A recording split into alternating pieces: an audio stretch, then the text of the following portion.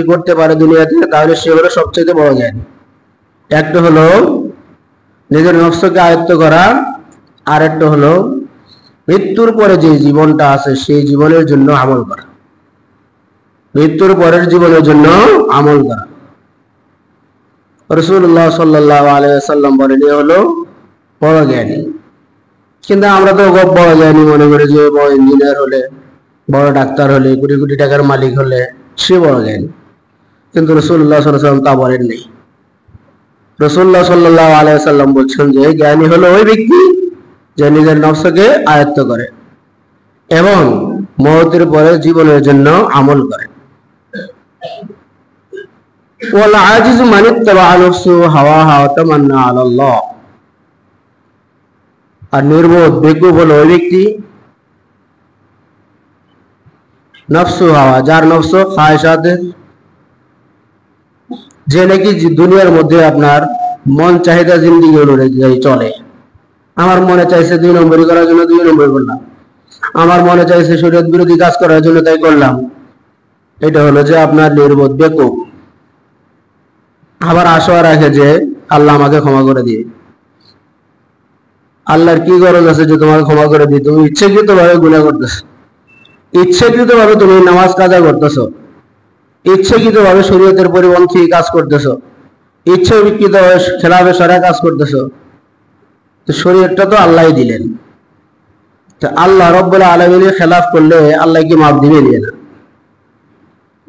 এজন্য আমি কাজ করব যে আমার নফসটাকে আমি আয়ত্ত করব এবং খেলাফে শরীয়ত কোনো কাজ হচ্ছে কিনা তার থেকে এটাকে বিরত রাখবো। আর কোরআন হাদিস মোতাবেক যে আমলগুলো আমাদেরকে দেওয়া হয়েছে সেটা আমরা আমল করব। মৃত্যু আমাদের আসবে নিশ্চিত, যার মৃত্যু যেখানে আছে। আমার মৃত্যু যদি আমি হয়তো এখানে আছি, কিন্তু আমার মৃত্যু আল্লাহ পাক লিখে রাখছেন বহু দূরে, চীনের মধ্যে লিখে রাখছেন, আমেরিকার মধ্যে লিখে রাখছেন। যে কোনো অবস্থায় আমাকে সেখানে যেতেই হবে। হযরত দাউদ আলাইহিস সালাতু ওয়াস সালাম একজন নবী ছিলেন। তো দাউদ আলাইহিস সালাতু ওয়াস সালামের একজন বিশিষ্ট মন্ত্রী ছিল, বড় মাপের প্রভাবশালী মন্ত্রী ছিল। হযরত দাউদ আলাইহিস সালাতু ওয়াস সালাম যখন ইন্তেকাল করলেন, তো এখন রাষ্ট্রপ্রধান হলো সুলাইমান আলাইহিস সালাম, সুলাইমান ইবনে দাউদ। দাউদ আলাইহিস সালামের সন্তান হলো সুলাইমান। সুলাইমান আলাইহিস সালাম বহুত বড় বাদশা ছিলেন। সারা বিশ্বের মধ্যে 4 জন নেতৃত্ব করেছিল, ইসলামী 2 জন, কাফেরের 2 জন। তার মধ্যে ইসলামের মধ্যে একজন হলো হযরত সুলাইমান আলাইহিস সালাম। উনি এমন বড় নবী ছিলেন যে বাতাস পর্যন্ত ওনার কথা শুনত। তো সুলাইমান আলাইহিস সালামের দরবারে ওই মন্ত্রী বসেছিল। মন্ত্রী বসে আছে, দাউদ আলাইহিস সালামের বাসভূমি হলো ফিলিস্তিন। সুলাইমান আলাইহিস সালাম ওখানে বসে আছে। হঠাৎ করে হযরত আজরাইল আলাইহিস সালাম চলে আসছে। আয়েশা আজরাইল দেখতেছে যে মন্ত্রী এখানে বসা। তো এই মন্ত্রীর কিন্তু আল্লাহ রাব্বুল আলামিন অর্ডার দিলেন এই মন্ত্রীর জান কবজ করার জন্য হিন্দুস্তানে। তো আজরাইল চিন্তা করলো, আল্লাহ আমাকে বললো যে হিন্দুস্তানে তার জান কবজ করার জন্য, এখন এ দেখতেছি এখন ফিলিস্তিনে, ব্যাপারটা কি? তো মন্ত্রী যখন আজরাইলের দিকে তাকাইলো, আজরাইল একটা চোখ রাঙানি দিছে, দিয়া দরবার থেকে চলে আসছে। আসার পরে এটা তো জোরের আগের ঘটনা, মনে করেন 10টা বা 11টা বাজে। এরপরে উনি আল্লাহ যেভাবে হুকুম করছে আজরাইলকে হিন্দুস্তান চলে আসছে, যে জায়গায় জান কবজ করার জন্য বলছে ওই লোকের ওই জায়গায় চলে আসছে। ওই জায়গায় আসার আগেই মন্ত্রী সুলাইমান আলাইহিস সালামকে বললেন যে হুজুর, আমার একটা কথা, তো কি কথা, আপনার কাছে যে এই লোকটা আসলো এটা কে? ফেরেশতা তো ঠিক, কিন্তু বসুরত ইনসান, মানুষের আকৃতি ধারণ করে আসছে। এই লোকটাকে হযরত সুলাইমান আলাইহিস সালাম বললেন যে ইনি হলো আজরাইল, মানুষের আকৃতি ধারণ করে আমার সাথে সাক্ষাৎ করতে আসছে।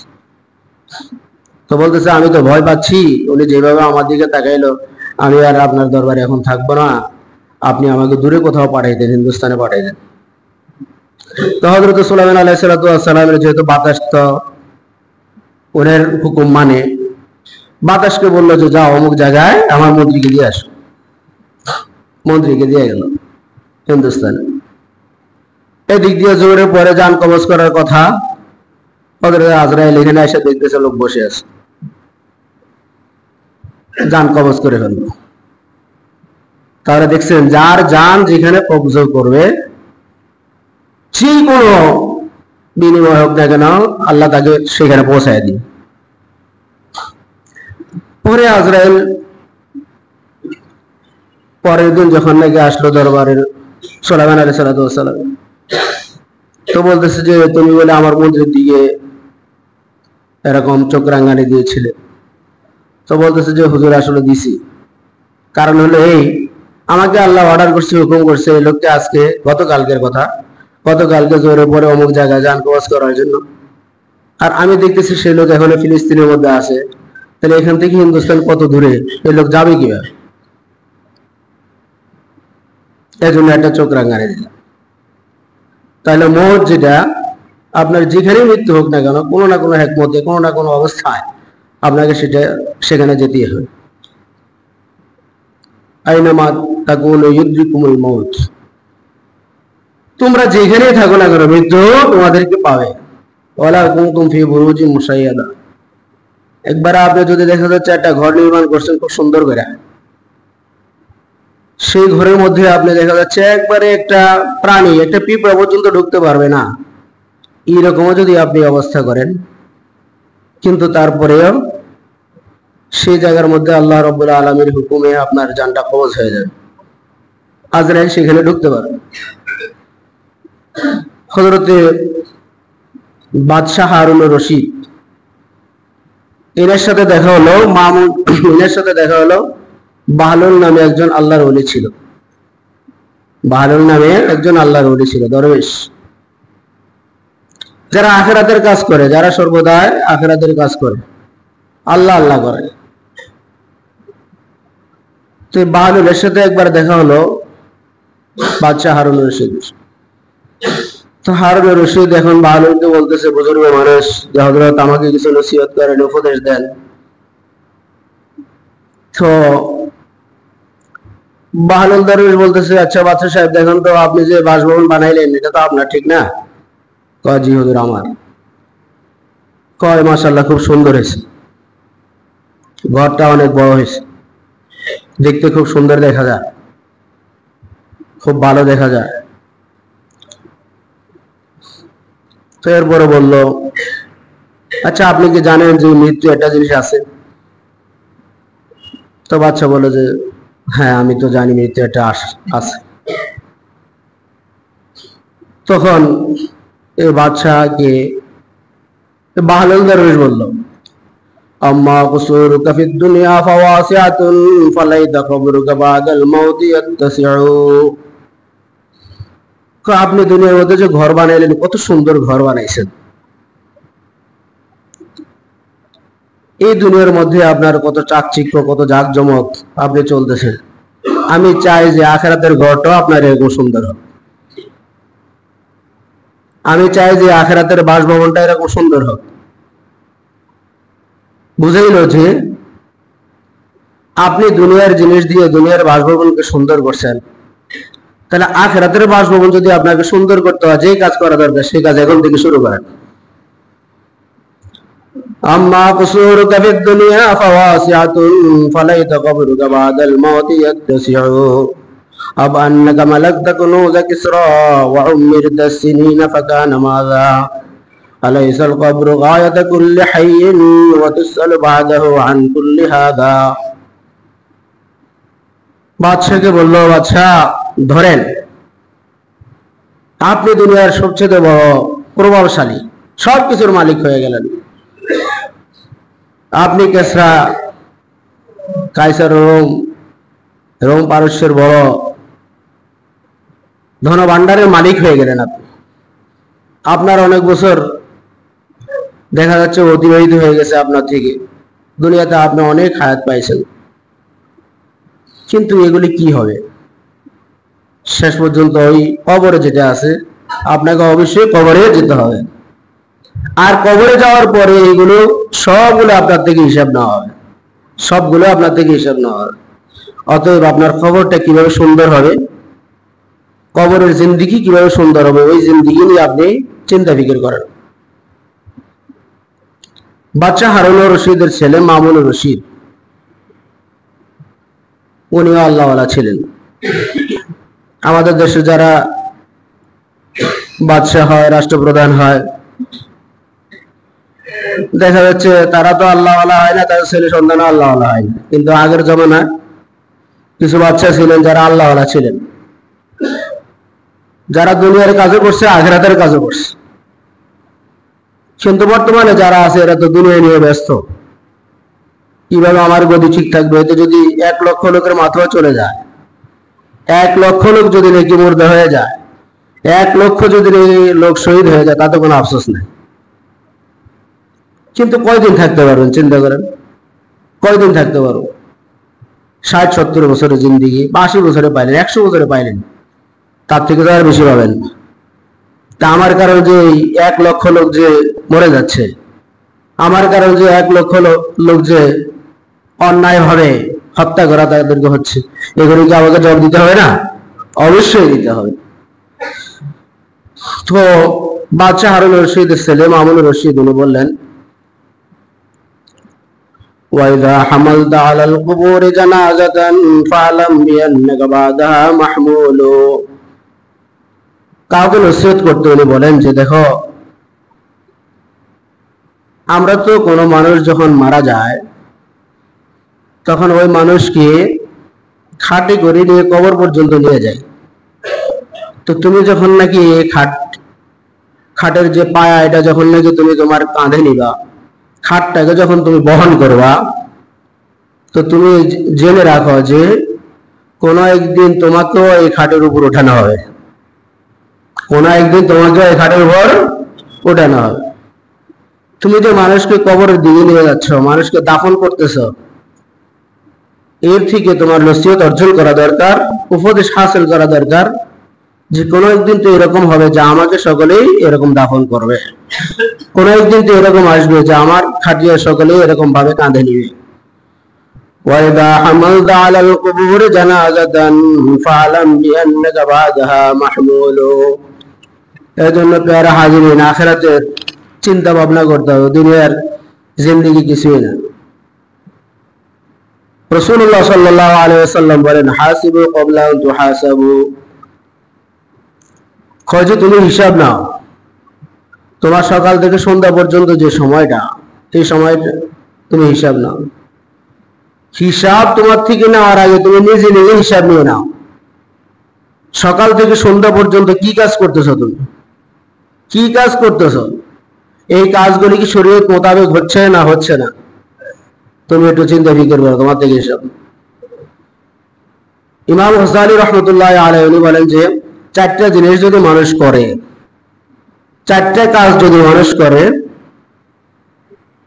তাহলে মোটামুটি তার আখিরাতের জিন্দেগি সুন্দর হয়ে যাবে। 1 নম্বর হলো সকালবেলা ঘুমের থেকে উঠে যদি নাকি নিজের নফসের সাথে, আত্মার সাথে যদি চুক্তি করে নেয় যে আমি আজকে সকাল থেকে সন্ধ্যা পর্যন্ত যতগুলো কাজ করব সব শরীয়ত মোতাবেক কাজ করব, সব শরীয়ত মোতাবেক কাজ করব, রাসূলের তরিকা অনুযায়ী কাজ করব, এই একটা চুক্তি করে নেবে। 1 নাম্বার। 1 নম্বর হলো সকালবেলা ঘুমের থেকে উঠে আমার আত্মার সাথে, আমি নফসের সাথে আমি চুক্তি করে নেব ভালো কাজ করার। 1। দ্বিতীয় নম্বর হলো প্রত্যেকটা আমল করার সময় আমি নজর রাখবো যে আমি যে আমলটা করতেছি এর মধ্যে আল্লাহর হুকুম আছে কিনা, আমি যে আমলটা করতেছি রাসূলের তরিকা আছে কিনা। আমি যে আমলটা করতেছি এটা কি রাসূলের তরিকা না বিজাতির তরিকা?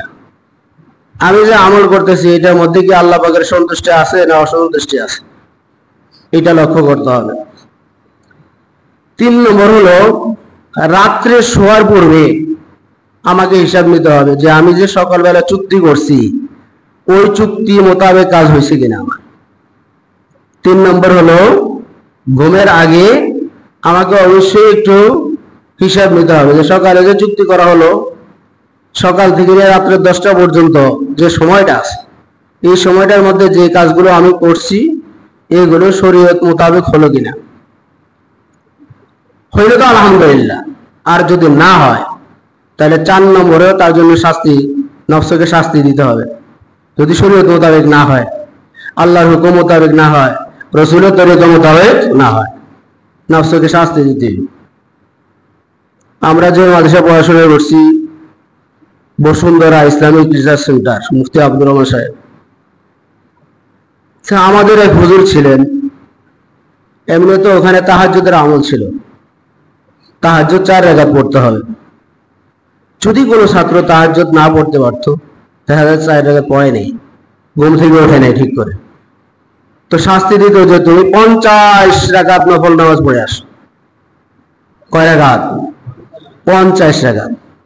এর পরের দিন থেকে সে গিয়া তাহাজ্জুদ কামাই করবে, তারা করবে, করতো না, এরকম শাস্তি। হযরত মুআবিয়া রাদিয়াল্লাহু তাআলা আনহু তাহাজ্জুদ গুজার ব্যক্তি ছিলেন, খুব তাহাজ্জুদ পড়ত, সাহাবী, রাসূলুল্লাহ সাল্লাল্লাহু আলাইহি ওয়াসাল্লাম। তো একদিন শয়তান কিন্তু দেখা যাচ্ছে যে ওনার কাছে আসছে, পাটা দাওয়াই টাওয়াই দিছে সুন্দর করে, কিন্তু তাহাজ্জুদ পড়ার সুযোগ হয়নি, মনে কুমন্ত্রণা হয়নি। হযরত মুআবিয়া রাদিয়াল্লাহু তাআলা ঘুম থেকে উঠে দেখতেছে তাহাজ্জুদের সময় নাই। এরপরে উনি ওই দিন সকাল থেকে সন্ধ্যা পর্যন্ত কাঁদতে কাঁদতে কাঁদতে কাঁদতে অস্থির। রাসূলুল্লাহ সাল্লাল্লাহু আলাইহি ওয়াসাল্লাম বলে, লা ইয়ালিদুন নারু মান বাগা মিন খাশিয়াতিল্লাহ হাত্তা ইয়াউদ আল-লাবানু ফি যারঈ। আল্লাহর ভয়ে যদি কারো চোখের পানি যদি নাকি পড়ে, অশ্রু প্রবাহিত হয়, তাহলে এই লোক জাহান্নামে যাবে না, এই লোক জাহান্নামে যাবে না। হযরত মুআবিয়া কাঁদতে কাঁদতে অস্থির যে আমার থেকে তাহাজ্জুদটা ছুটে গেছে, আমার থেকে তাহাজ্জুদটা ছুটে গেল, কাঁদতে কাঁদতে কাঁদতে কাঁদতে অস্থির। আল্লাহ তো গুনাহ মাফ করে দিয়েছে তাহাজ্জুদের কারণে, মানে এই গুনার এই কান্নাকাটির কারণে আল্লাহ পাক তার রফে দরজাত, তার দরজাকে অনেক ঊর্ধ্বে উঠে দিয়েছে। পরের দিন এখন শয়তান নিজে আইসা হযরত মুআবিয়া রাদিয়াল্লাহু তাআলা আনহুকে তাহাজ্জুদের সময় উঠাচ্ছে, হুজুর উঠেন উঠেন উঠেন উঠেন। হুজুর চিন্তা করলো, কিরে আমার দরজা জানালা সব বন্ধ, এই মানুষটা কিভাবে ঢুকলো? তো তাকে জিজ্ঞেস করলো, ভাই আপনি কে? কমাই শয়তান হো। আমি তো শয়তান। তো কিন্তু শয়তানের কাজ তো তাহাজ্জুদের জন্য উঠানো না, শয়তানের কাজ হলো মানুষকে নেক আমল থেকে বিরত রাখা। তুমি আবার কবে এত সুন্দর মানুষ হয়ে গেলে যে তুমি মানুষকে তাহাজ্জুদের জন্য উঠাচ্ছ?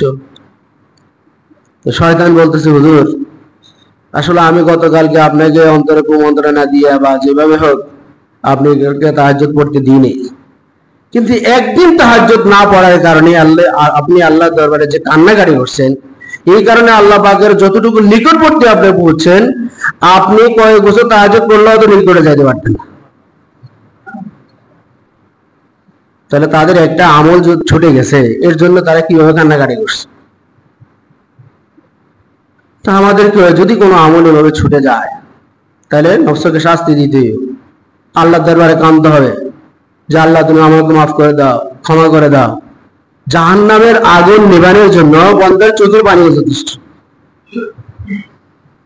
দুনিয়াতে যত সমুদ্র আছে সব সমুদ্রের পানি দিলে জাহান্নামের আগুন নিভবে না, কিন্তু বান্দার যদি একটু চোখের পানি হয় জাহান্নামের আগুন নিভে যাবে। এই জন্য প্যারা হাজিরিন, অবশ্যই আল্লাহর দরবারে কাঁদতে হবে, মওতকে স্মরণ করতে হবে। मायूस न हो अहले ज़मी अपनी खता से, तकदीर बदल जाती है मुनकर की दुआ से। मायूस न हो अहले ज़मी अपनी खता से, तकदीर बदल जाती है मुनकर की दुआ से। আমরা মনে করি যে আমি গুনেগার, আমাকে কি আল্লাহ ক্ষমা করবে? না, ক্ষমা করবে। আল্লাহ পাক যে ক্ষমা করছে এরকম বহু নজির আছে। 100 লোককে কতল করার পরও আল্লাহ ক্ষমা করে দিছে, এরকম আছে। তাহলে আপনাকে ক্ষমা করবে না কেন? অবশ্যই ক্ষমা করবে। তাহলে আমি আখিরাতের প্রস্তুতি আমাকে নিতে হবে, মৌতকে স্মরণ করতে হবে, আখিরাতের আমল করতে হবে। করবো তো ইনশাআল্লাহ। 5 ওয়াক্ত নামাজ জামাতের সাথে পড়ার চেষ্টা করব। অনেক ভাই আছে আমরা দেখা যায় এই জুমার নামাজটা কোনো রকম পড়ে চলে যায়, এই সুন্নত পড়ি না, এটা কি গুনাহ হবে না? সুন্নত মুআক্কাদ, আগে যে 4 রাকাত পরে যে 4 রাকাত, এগুলো যদি আমি না পড়ি তাহলে গুনাহ হবে। তাহলে সকলেই 4 রাকাত সুন্নত পড়ে যাব। আল্লাহ রাব্বুল আলামিন আমাদের সকলকে এই কথাগুলোর উপর আমল করার তৌফিক দান করেন। ওয়া আখিরু দাওয়ানা আলহামদুলিল্লাহি রাব্বিল আলামিন। যারা কাবলা জুমা পড়েনি তারা পড়েনি।